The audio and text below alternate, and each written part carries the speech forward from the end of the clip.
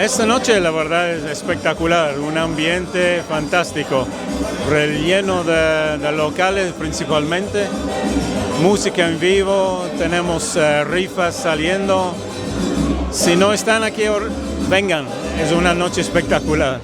Mira, la empresa estaba mirando aquí como una local espectacular por un rato, porque sabemos la importancia del apasionado servicio en la isla y nuestra empresa es lo mismo.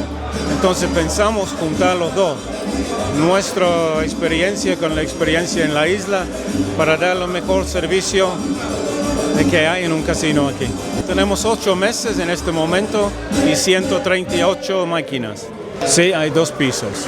Y en el futuro vamos a tener un restaurante arriba también. Vengan, disfrutan, todos bienvenidos.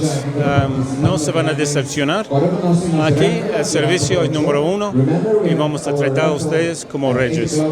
En primeiro lugar, tem que ficar a confiança de inversionista que está decidido para o grupo aqui tem um grupo que está estabelecido rond o mundo que está decidido de investir em Aruba. Tem que ficar que tem confiança em economia de Aruba, confiança em produto turístico, confiança em nos rendenan.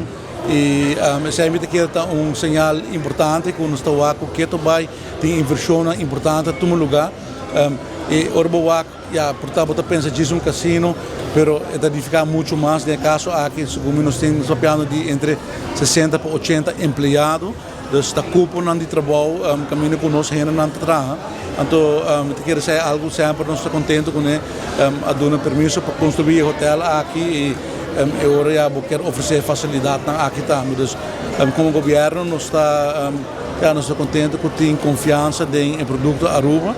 E a companhia internacional está querendo investir em Aruba, criando cupom de trabalho, turnover, belasting que está pagar, que está dando o governo a possibilidade também para reinvestir em comunidade de Aruba.